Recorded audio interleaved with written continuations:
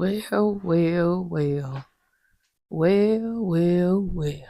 It looks like the Lord done blessed us to see another Friday. Another Friday. Y'all know when I bring this computer out, this bucket hat with this mic on my head, y'all know it's time. Y'all know it's time for another movie break, baby. So, it's your host with the most, the real Tate Nicole, back with another motherfucking video. This is episode 10, y'all. Give me a round of applause. I've done 10 episodes. And some of these episodes, I was sick, didn't feel like doing it. But at the same time, I was like, you know what? I've been having fun doing these movie break episodes. It really helped me find my niche. Like I said, I love movies. I like writing them.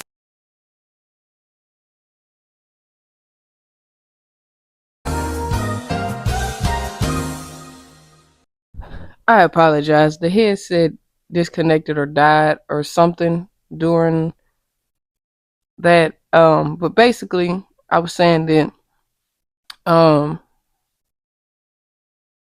I just found my calling, with the YouTube.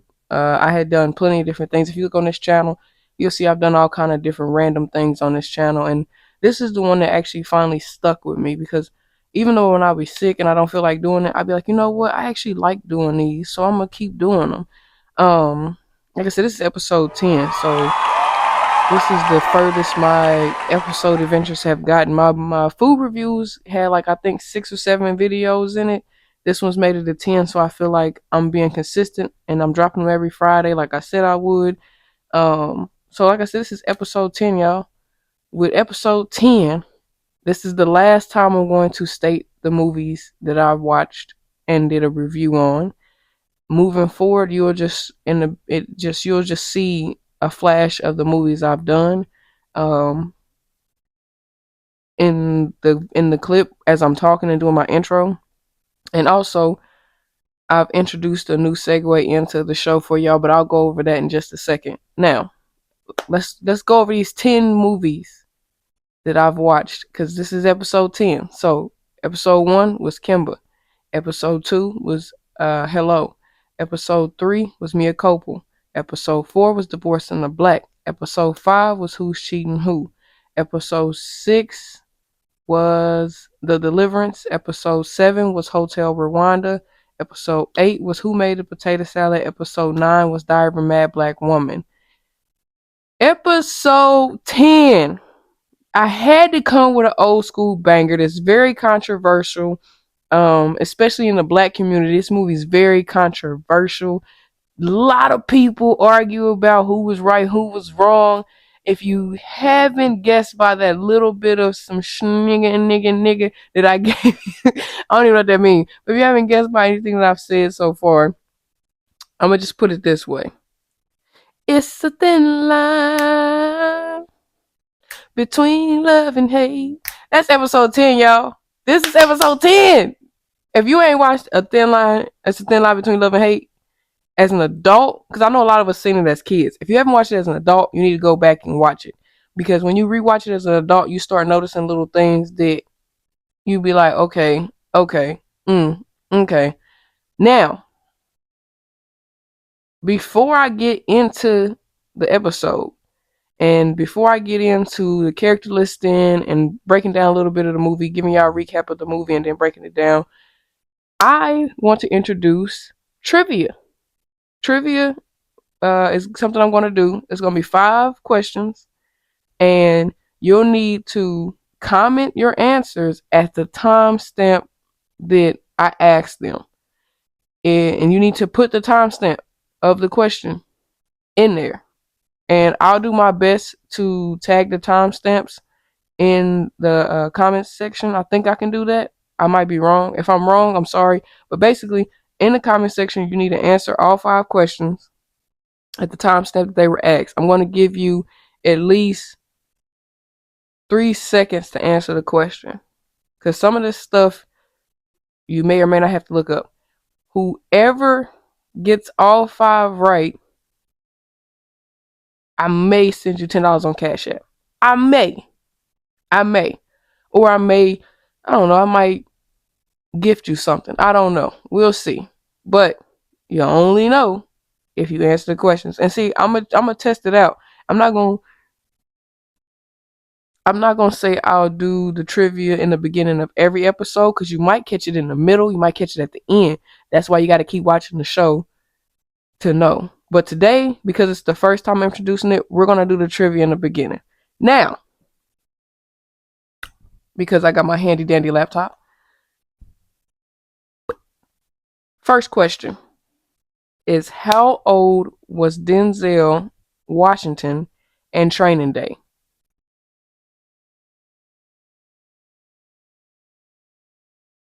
Question 2. What was Spike Lee's first film? Question number 3.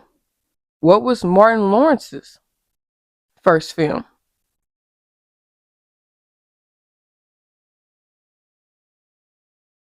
Question number 4.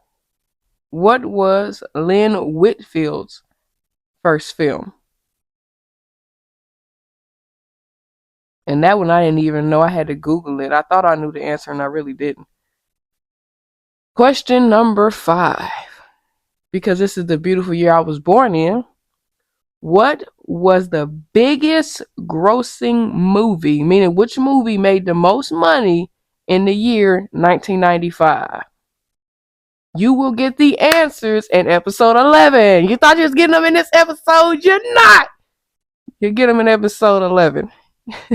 I'm not giving y'all the answer to that. You get the answers in episode 11. This will give you time to answer it. And then you'll find out if you right next episode. But that's the movie trivia right there. That's going to be our little opener. Movie trivia. Only 5 questions. Because my brain couldn't handle making more than 5 questions anyway. But anyhow, you already know. Episode 10 is A Thin Line Between Love and Hate. I would say probably one of my favorite oldies. You know what I'm saying? This movie was released in 1996. Like I said, I was born in 95. So all good things happen in the 90s. And I was just playing. But this movie is a comedy thriller, which was odd. It was listed that way. I mean, I kind of get why it was listed as a thriller, actually. Never mind. Never mind. Because at first I was going to say, why is it a comedy thriller? But now I know why. This movie was about an hour and 48 minutes, hour and 50 minutes long, roughly. Now, it didn't score high on IMDb. I think it was like a 5.6 and 15% on Rotten Tomatoes. But who gives a patooey? Okay? Okay, nobody cares. This is a hood classic. This is a Martin Lawrence classic. This is a classic. And yes, I just told y'all who the movie, you know what I'm saying? Whatever. Do your research. Now, y'all know I like to break down the characters for y'all, or at least tell y'all who's in it. Some of these people didn't have major roles. Some of them had, a few lines, but their face was definitely seen in this movie. I'm going to start with the minor characters, and then I'm going to give y'all who I consider the main or the focus characters.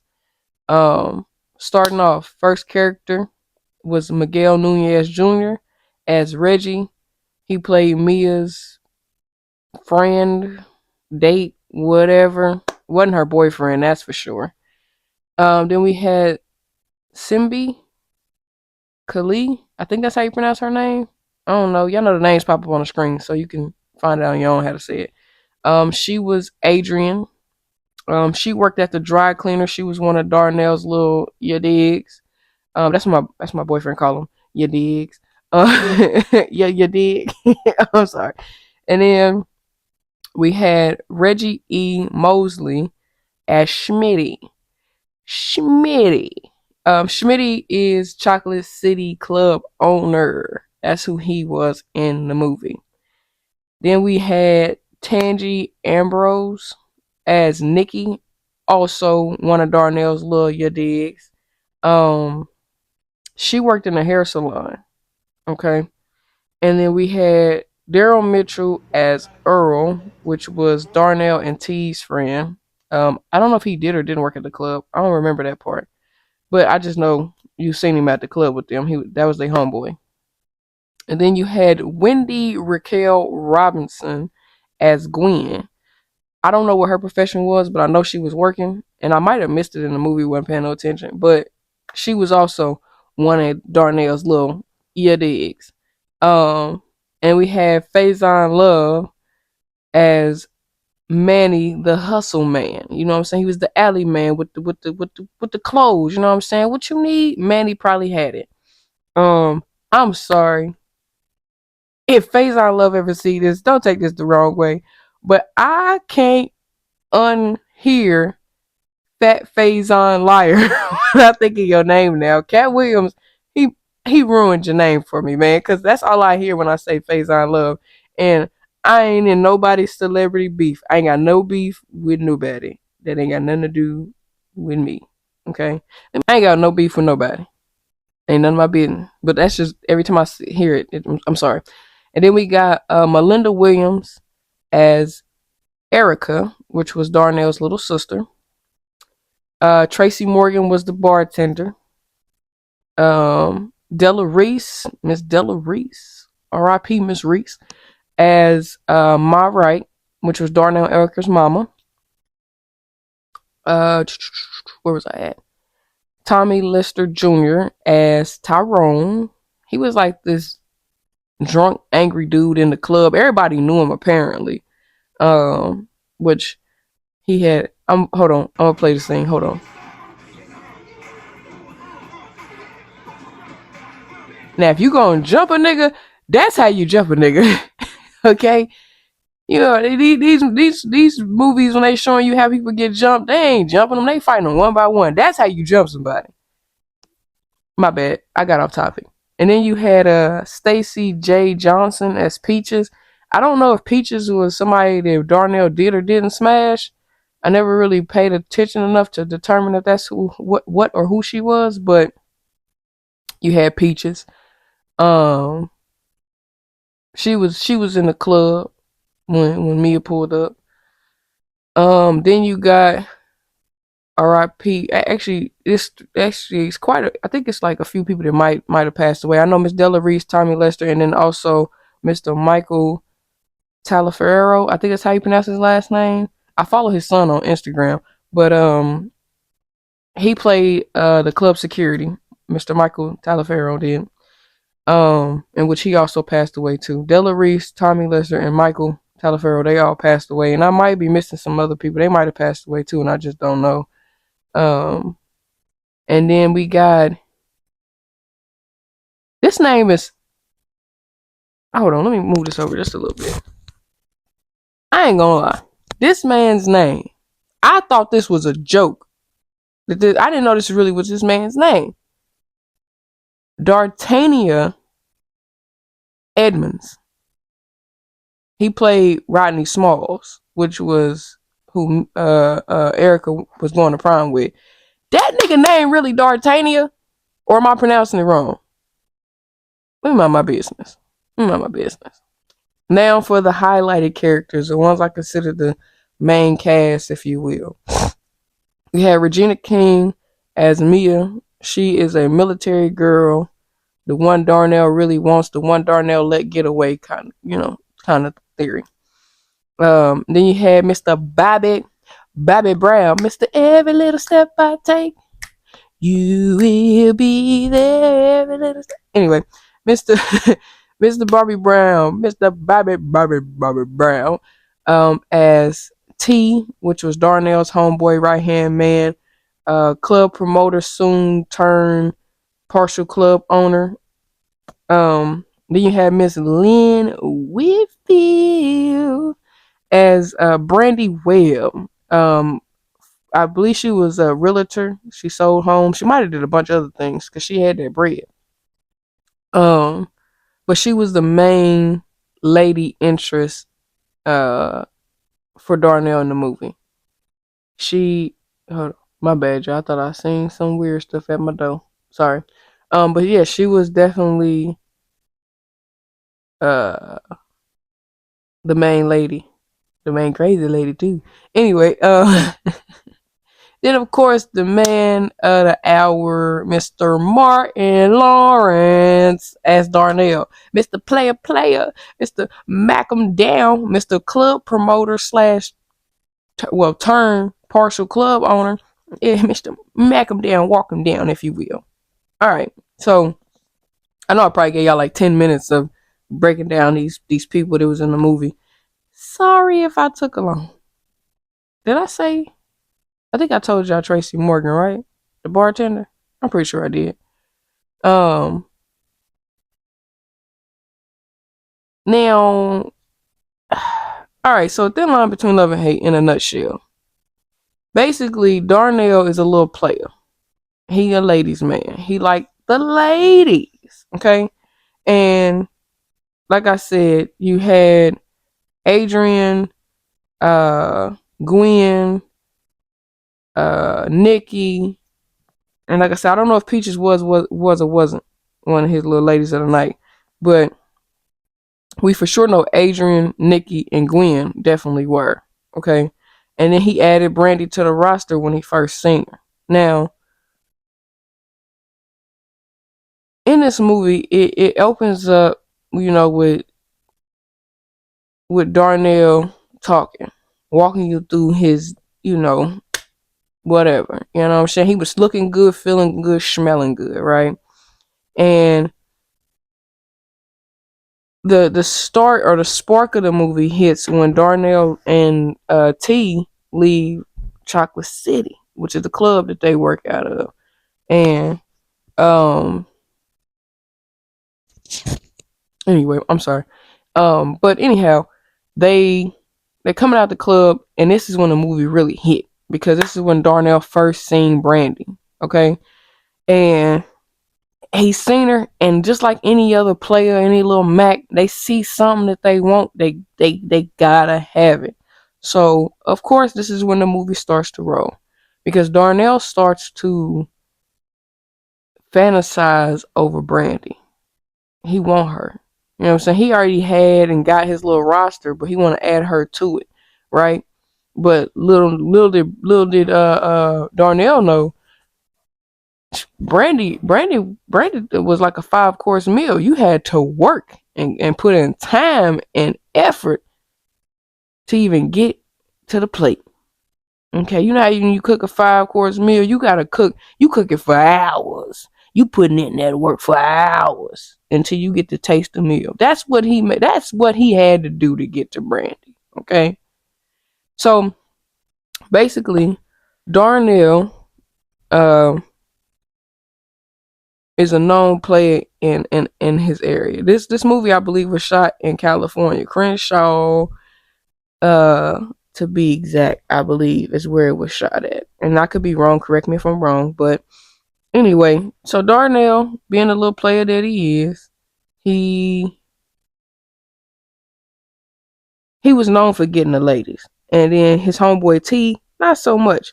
So him and T, you know what I'm saying, in a way made a bet that he couldn't get Brandy, right?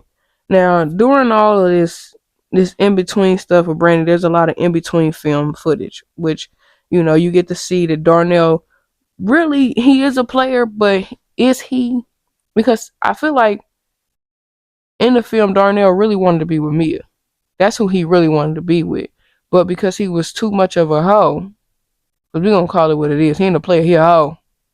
He's so much of a hoe, so she couldn't really take him serious. So since he knew that, he just kept being a hoe. Instead of just trying to clean up his act, he decided he was still going to be a hoe. Mainly because he wasn't ready to be a one-woman man, which is understandable. You know what I'm saying? You young, live your life, do your thug thizzle. Well, I believe Brandy was a little older than Darnell and T. So she had this snooty attitude, this stuck-up attitude, like, I don't play with boys kind of attitude. You know what I'm saying? Like she gave this stuck-up vibe. You know what I'm saying? But that didn't deter Darnell. Oh no, Darnell had to have it. Darnell had to have it. So Darnell kept playing and almost lost his damn life. Anyway, so basically you get to see Darnell go through this whole montage, if you will, of getting to know Brandy and being around Brandy just because he wanted the draws. Just because he wanted that coochie, okay? He going spending time with her. He going out his way spending money on her. He horseback riding with her. But then, see, this is when stuff starts getting tricky.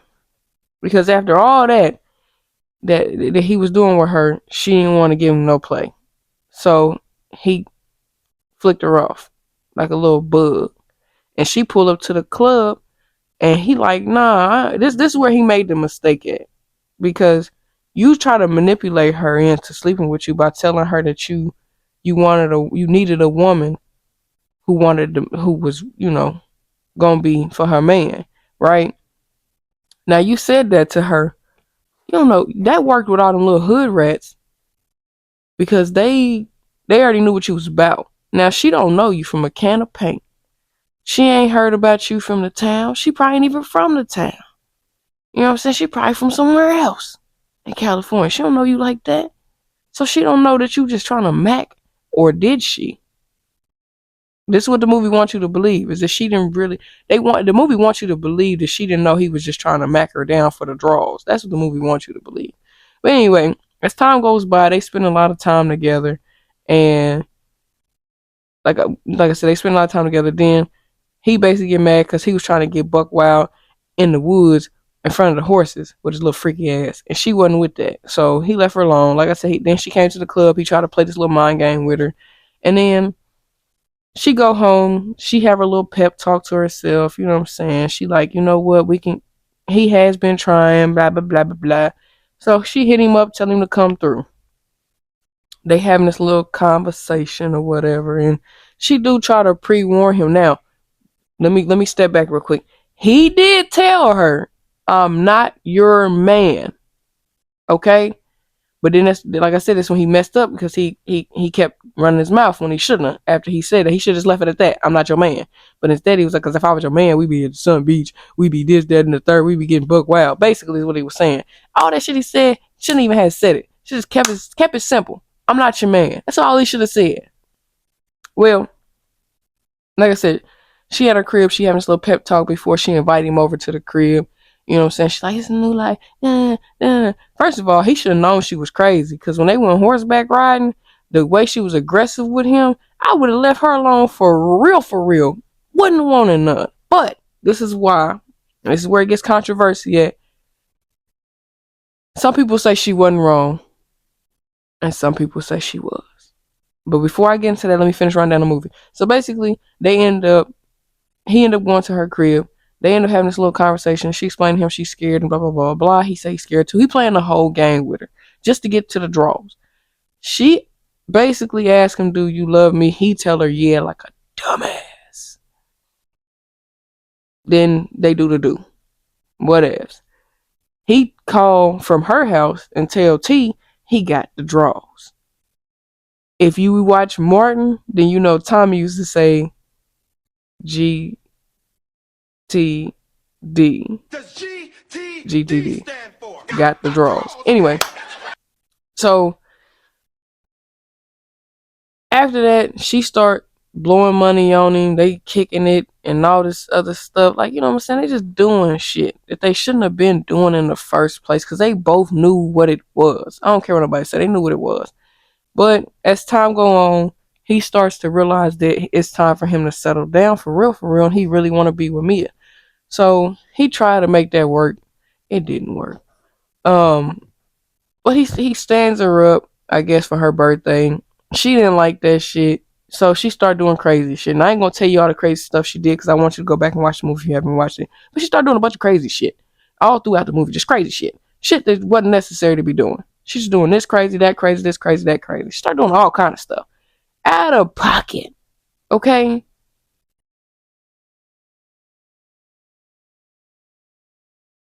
The progression of her craziness was her beating herself.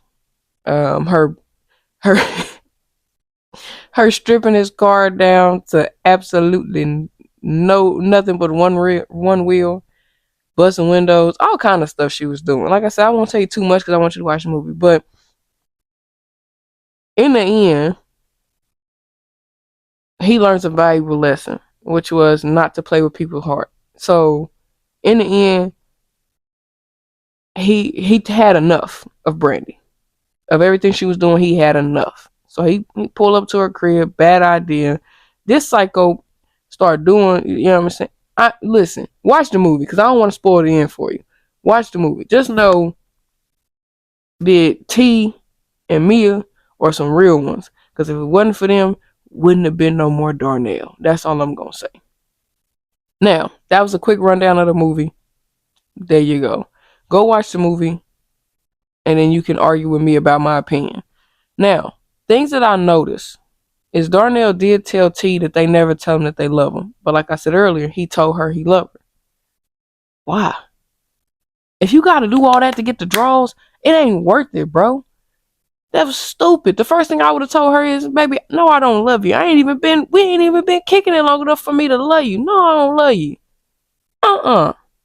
Should have kept it player. Since he's so player, he should have kept it player. That was mistake number one.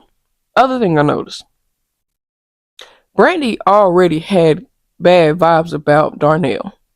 So the fact that you felt that, even when y'all were talking before he said I love you, why did you get so upset? When you already knew what type of time he was on. You played yourself in a way. Like, come on, baby. Come on. Come on. That, whatever. Another thing I noticed, all his little side pieces was in the club that one night, and none of them noticed. None of them noticed. Or if they did, they didn't care. Maybe they just didn't care. Okay? Um,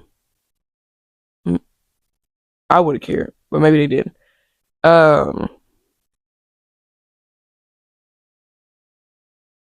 I feel like in the movie, when that scene happened in the club where when Darnell told Brandy, I'm not your man, and she seen him dancing with Mia and getting his groove on and all that stuff, I think it flipped a switch in her to where she started playing games. Argue with your mama. Brandy started playing games with Darnell too. It's just that she was better at her games than he was in the sense of psychopathicness. Argue with your mama. She seen him dancing with another woman, and it flipped a switch in her to where she started wanting to be. Because you didn't want to give him the draws. You didn't want none of that with him because you didn't trust him. But as soon as you seen him with another woman, that mentality of if I can't have him, no one can kicked into her. Argue with your mama.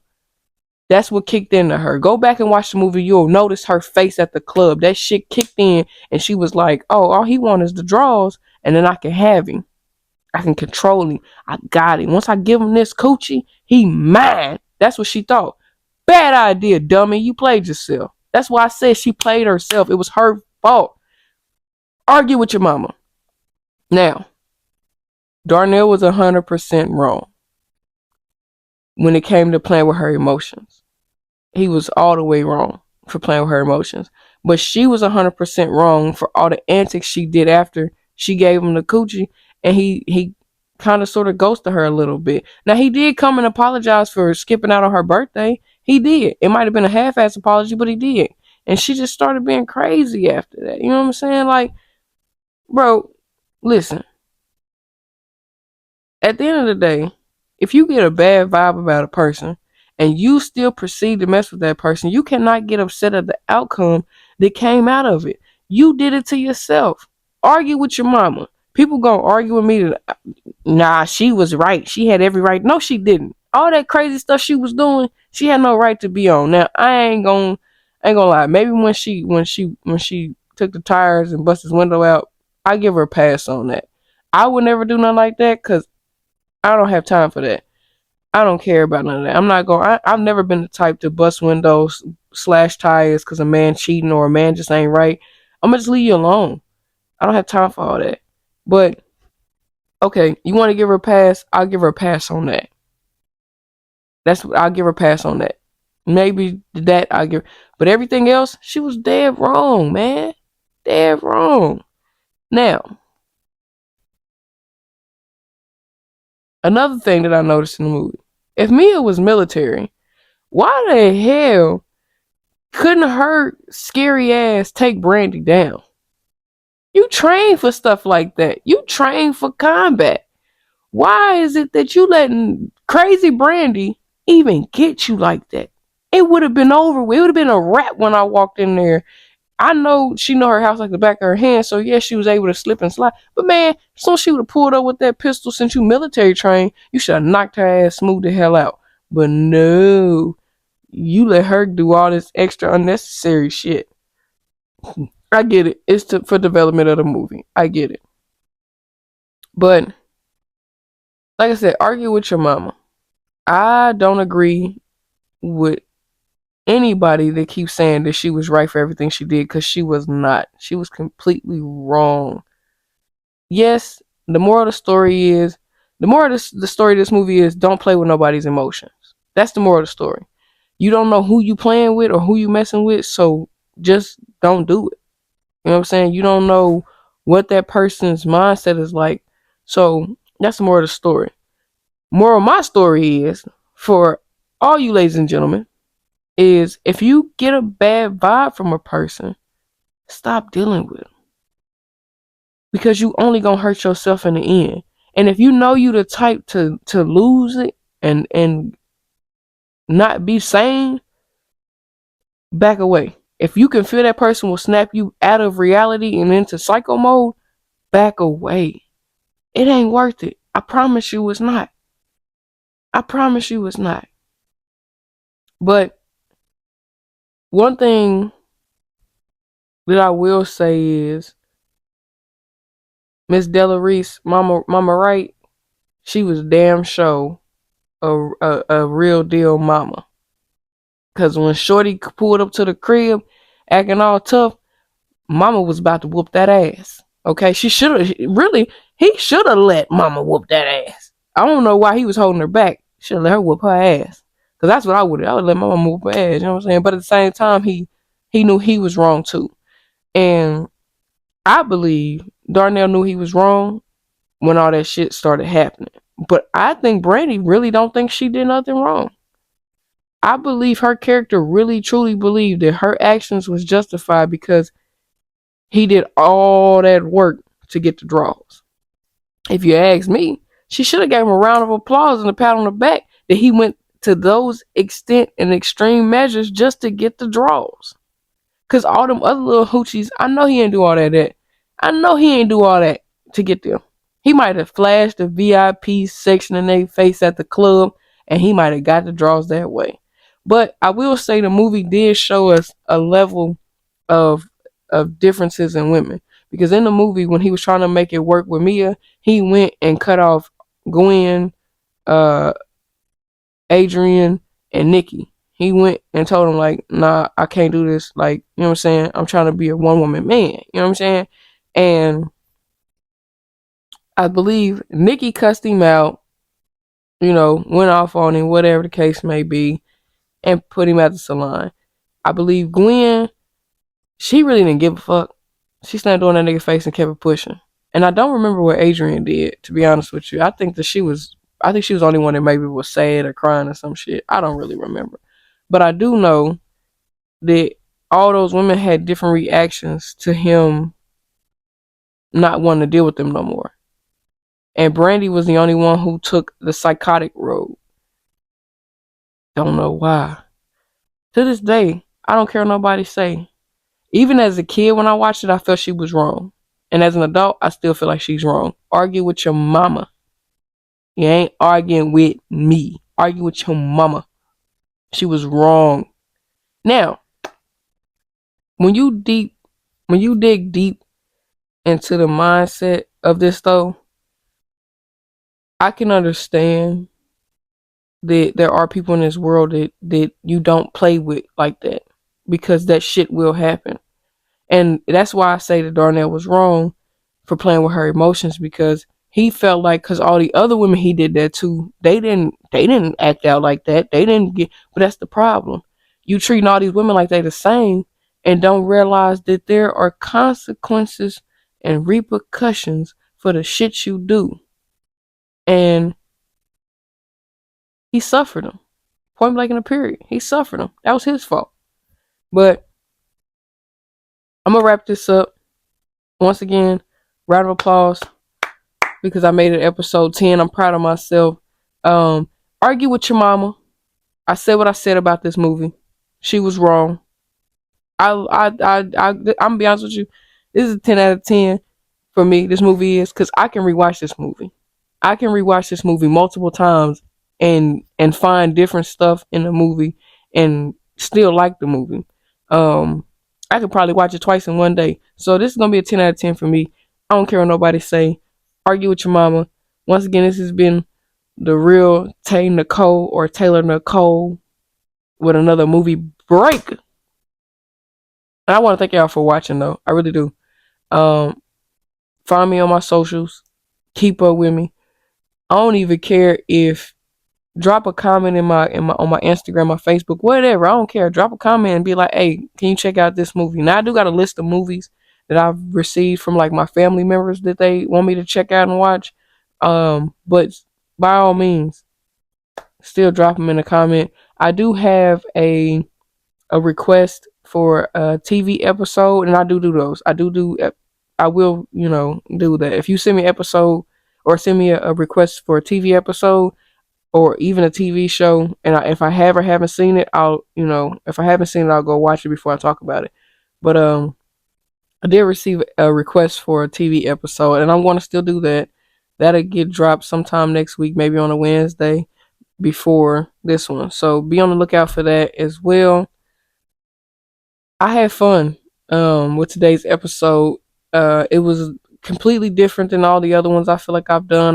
I definitely feel like I was more interactive with this one.